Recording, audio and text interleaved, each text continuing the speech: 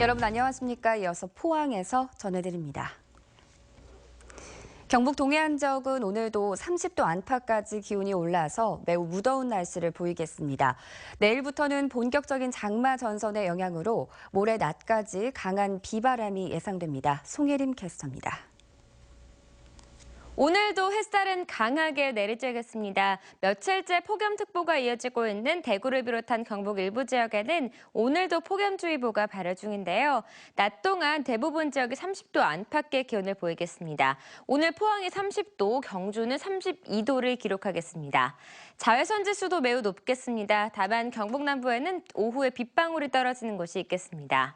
내일부터는 장마 전선의 영향을 받겠습니다. 오후부터 차츰 흐려져서 밤늦게 경북 서부부터 비가 시작되겠는데요.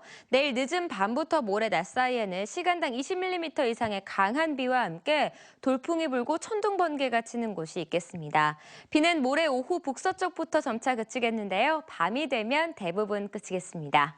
우리나라의 장마 기간의 평균치는 32일인 점을 고려해 볼 때 올해 장마는 다음 달 20일쯤까지 계속될 전망입니다. 자세한 지역 발레시입니다. 오늘 경북 동해안은 구름이 많이 끼겠습니다. 낮 최고 기온 울진 24도, 영덕 29도, 포항 30도, 경주 32도입니다. 울릉도와 독도 지역도 계속해서 구름 많은 날씨를 보이겠는데요. 한낮에 울릉도가 24도, 독도는 23도까지 오르겠습니다.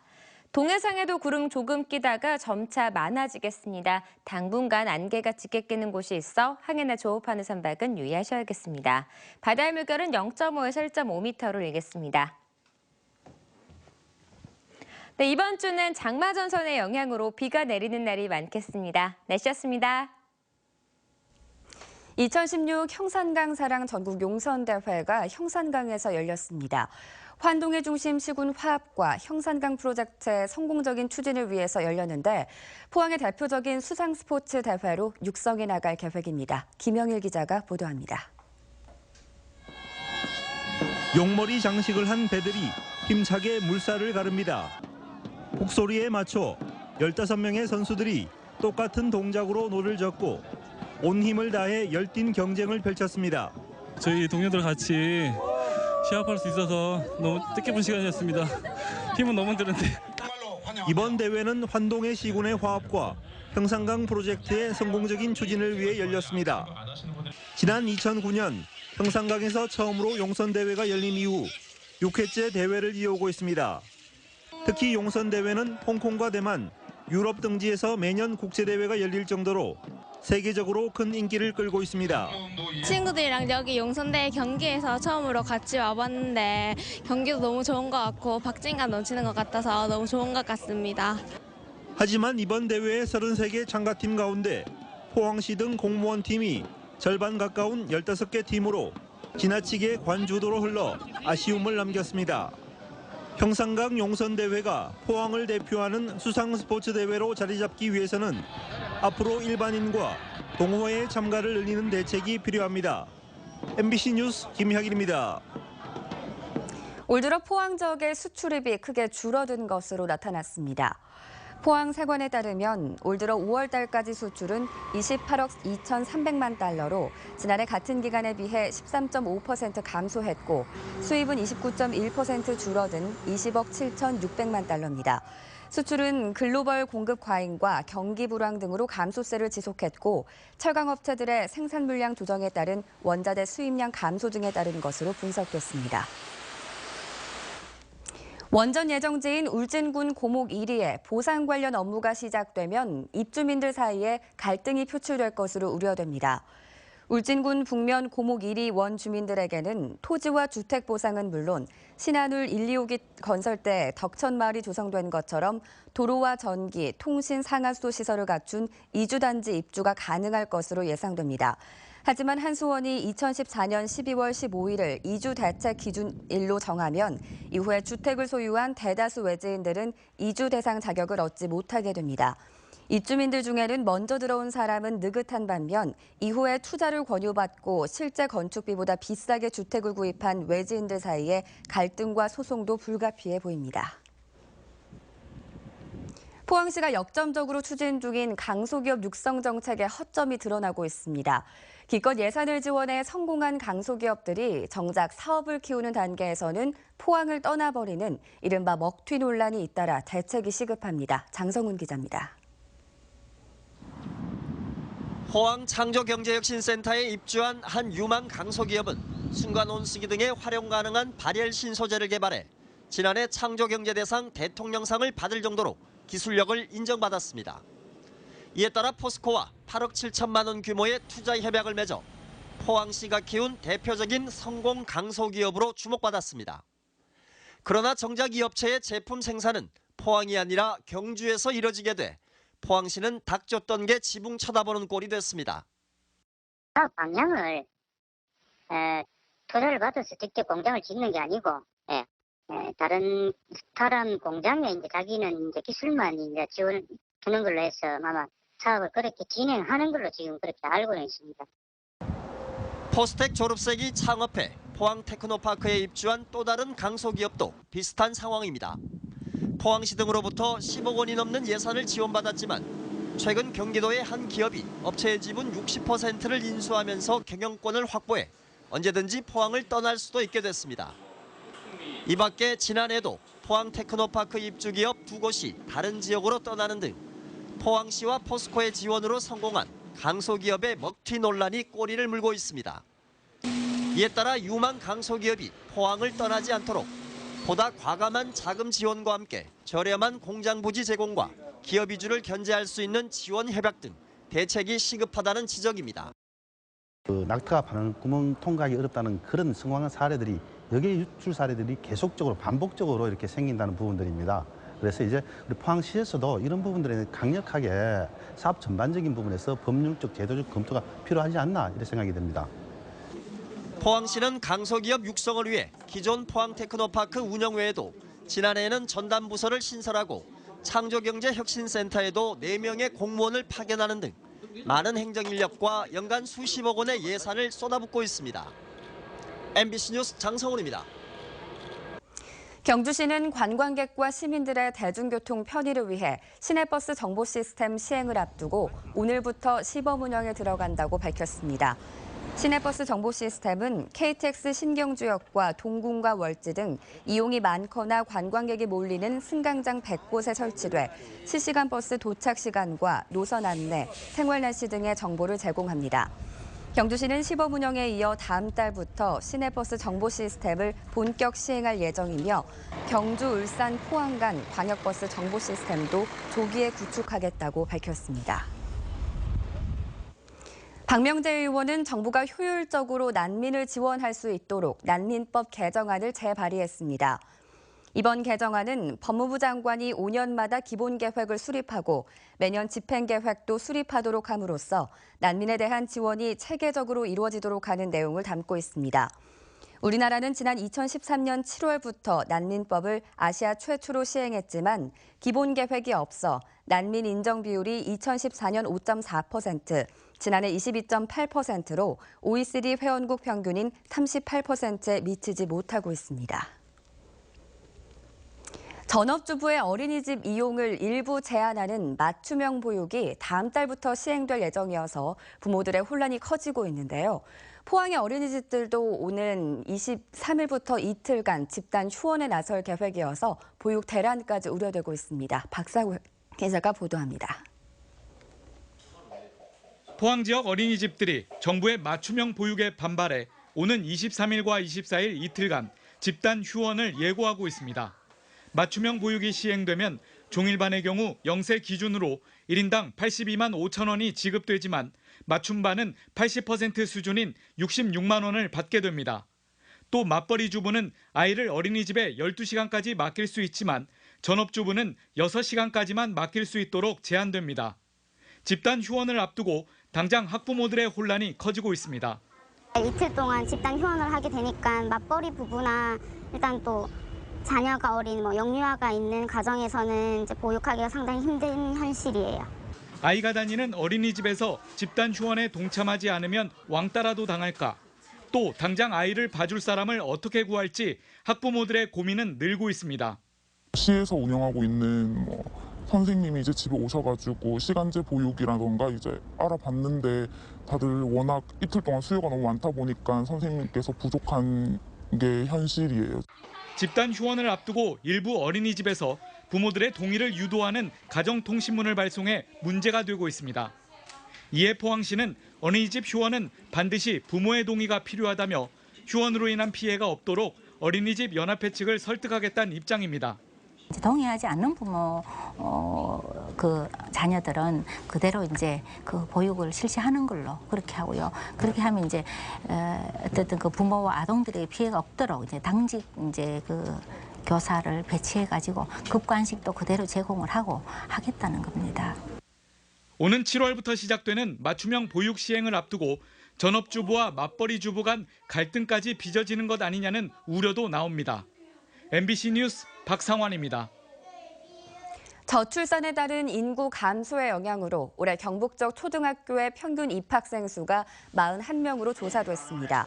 특히 경북에서 입학생 수가 10명 미만인 초등학교는 217곳으로 전남과 함께 전국에서 가장 많은 것으로 나타났습니다. 한편 올해 전국 6,200여 초등학교의 평균 입학생은 70명으로 나타났습니다. 경상북도 도시계획위원회는 2020년 경주농원 공원녹지 기본계획 승인권을 조건부 가결로 심의 의결했다고 밝혔습니다. 이번 심의를 통해 경주시가 2020년까지 경주시 공원 녹지의 바람직한 미래상과 함께 실현 가능한 계획을 수립하도록 하고 형산강 프로젝트에서 제시됐던 형산강 상생공원을 계획에 반영하도록 했습니다. 범죄 피해자나 피해자 가족들은 정신적인 충격은 물론 경제적인 문제까지 겪는 경우가 많습니다. 경찰이 노동청과 업무 협약을 맺고 범죄 피해자들의 경제적 자립 기반을 마련하는 데 도움을 주기로 했습니다. 윤영균 기자가 취재했습니다. 지난 4월 대구의 한 아파트에서 A씨가 부부싸움 중 남편을 흉기로 찔러 숨지게 한 혐의로 구속됐습니다. 21살과 20살 남매는 졸지에 고아나 다름없는 신세가 됐습니다. 피해자 전담 경찰관을 통해 장례비 등 740만 원을 지원받았고 구청에서 석 달 동안 긴급 생계비 70만 원을 받았지만 한계가 있을 수밖에 없습니다. 다른 범죄 피해자들도 마찬가지입니다. 2년이나 지금 됐지만은 거의 1년 반 동안 일을 못했거든요. 여러 가지로 상황이 완전히 생활 자체가 엉망이 돼버린 거예요. 대구지방경찰청은 대구고용노동청과 업무 협약을 맺고 이런 범죄 피해자들이 일자리를 찾을 수 있도록 지원하기로 했습니다. 이 프로그램 같은 경우에는 근본적으로 취업을 통해서 개인이 그 경제적인 자립을 할 수 있도록 도와주는 데 큰 이의가 있다고 보겠습니다. 개인별 전담 상담 직원을 지정해 원하면 직업훈련을 받게 한 뒤 취업 알선까지 하기로 했습니다. 실제 최근 가정폭력으로 이혼 소송 중인 한 40대 여성은 이런 과정을 거쳐 취업에 성공하기도 했습니다. 사람마다 약간 틀리니까 거기에 맞는 단계별 1단계, 2단계, 3단계까지 그 필요한 직업훈련까지는 다 포함해가지고 우리가 하고 있습니다. 대구지방경찰청은 지난해 모든 경찰서에 피해자 전담 경찰관을 배치해 심리 상담이나 생계비 지원 등 지금까지 3,000건이 넘는 지원 활동을 했습니다. MBC 뉴스 윤윤균입니다. 올해 FTA 어업피해 보전직불금과 폐업 지원 대상 품목으로 고등어와 오징어, 참다랑어가 선정됐습니다. 해양수산부는 지난해 수산물 수입 증가로 오징어 가격은 24%, 고등어와 참다랑어는 각각 8%와 32% 하락했다며 지난해까지 이들 어종을 생산한 실적이 있는 어업인을 대상으로 오는 8월 중순까지 FTA 지원금 신청을 받는다고 밝혔습니다. 피해 보전 직불금 지원 한도는 어업자는 3,500만 원, 어업법인은 5천만 원이며 올해부터는 보전금 비율도 피해금의 90%에서 95%로 상향 조정됐습니다. 경주시가 2016년 상반기 가축 통계 조사를 실시한 결과 한우와 유구는 7만 1,000여 두로 지난해보다 6.5% 감소한 것으로 나타났습니다. 또 닭은 216만여 수로 지난해 대비 15.3%나 감소한 반면 돼지는 12만 6천 두로 지난해 대비 5% 증가했습니다. 한우와 젖소, 닭은 FTA 폐업 자금 지원과 축산업 허가제 강화로 사육두수가 감소한 것으로 분석됩니다. 4대 보험은 근로자와 사용자가 반반 정도씩 부담하도록 법적으로 보장돼 있는데요. 유독 사립학교에서는 지켜지지 않고 있습니다. 교사와 직원들의 4대 보험 학교 부담액을 재단이 아니라 국가가 사실상 떠안고 있습니다. 정동원 기자입니다. 안동의 경북 하이텍고는 작년 재단이 내야 할 교사와 직원들의 4대 보험료 2억여 원 중 3천만 원만 냈습니다. 한 해 재단 수익이 2억여 원 발생하는데도 재단 부채를 갚는 게 우선이었습니다. 도내 사립초중고는 모두 173개 학교. 이 가운데 포스코가 재단인 포철고와 포철공고, 풍산금속이 재단인 안동풍산고, 아스야가 재단인 문경 문창고와 문경여고, 그리고 자사고인 김천고를 포함해 고등학교에선 6개 학교만이 4대 보험료를 완납했을 뿐입니다. 전체 납부율은 14.6%. 한 해 254억여 원을 이들 사립학교가 내야 하지만 37억여 원만 내고 217억여 원은 국고에서 고스란히 빠져나갔습니다. 4대 보험 제도가 생긴 뒤 매년 반복되는 현상입니다. 독촉도 하고요. 회의도 소집해서 그런 방향으로 같이 고민을 적극적으로 해야 된다고 독려도 하고. 사립학교 측은 4대 보험료를 내기가 현실적으로 불가능하다고 항변합니다.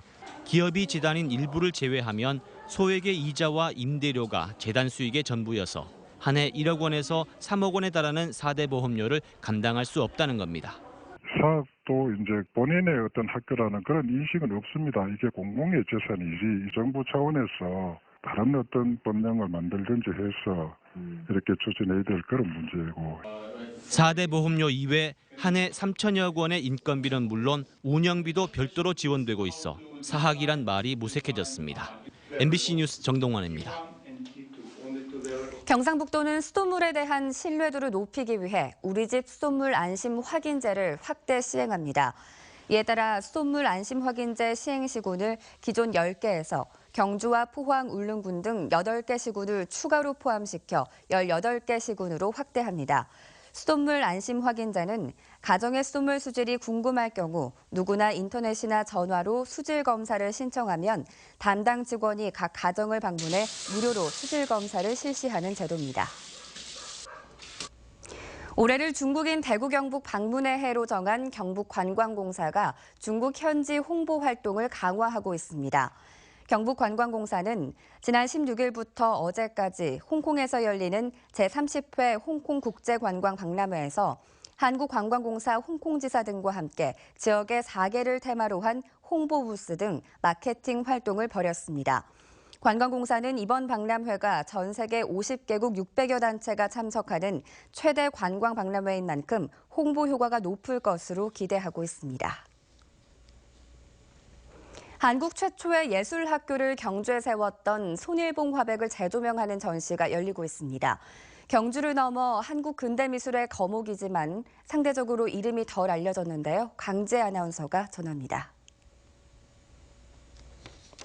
인물과 정물, 풍경을 사실적으로 묘사한 손화백의 그림들. 생략하고 축약하는 화풍이 잘 드러납니다. 보이는 풍경이 아니라 느낀 풍경을 그린 겁니다. 사물이 갖고 있는 뼈대, 존재감 이런 어떤 구축적인 어떤 부분을 중요시하셨던 것 같아요. 나무잎 디테일 이런 거는 그렇게 중요시하지 않고. 1906년 경주 현곡에서 출생한 손화백은 일제시대 일본에서 엘리트 코스를 밟았습니다. 이어 국내와 일본 공모전에서 4년 연속 입상해 천재 화가로 이름을 알렸습니다. 해방 후 미술대학 격인 경주예술학교를 설립했지만 불안정한 전국에서 폐교됐고 한국전쟁 때는 종군 화가로도 활동했습니다. 당대 최고의 화가, 세잔을 넘어서겠다며 작품에 몰두했던 화백은 죽음조차 전시장에서 맞이합니다. 다소 과소평가된 것이죠. 그래서 올해 110주년을 맞이해가지고 한국 근대 미술의 중심이라는 그런 위상에 걸맞는 재평가가 이루어지도록. 손일봉 화백의 최대 작품전인 이번 전시는 국립현대미술관에서 온 40여 점을 포함해 모두 230여 점을 선보입니다.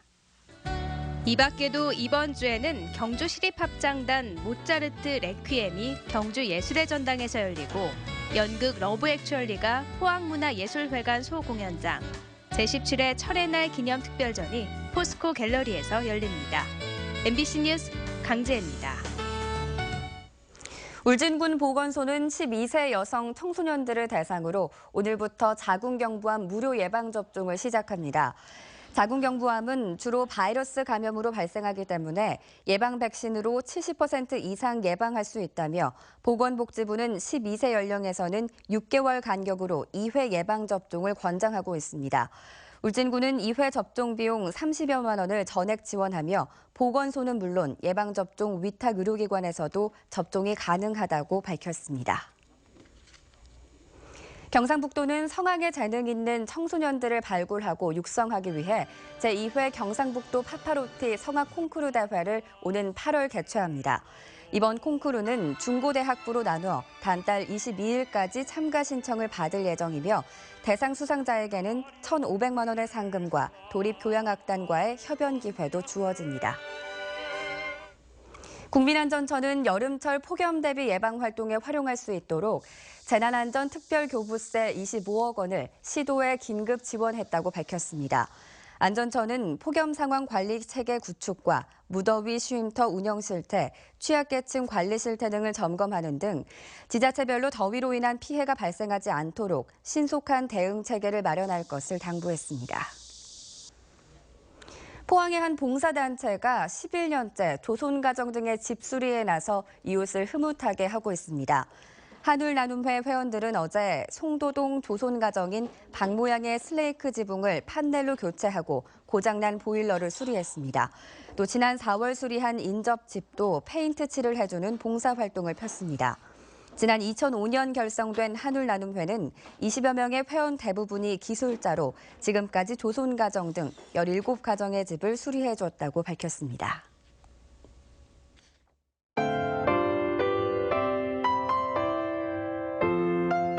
오늘도 햇살은 강하게 내리쬐겠습니다. 며칠째 폭염특보가 이어지고 있는 대구를 비롯한 경북 일부 지역에는 오늘도 폭염주의보가 발효 중인데요.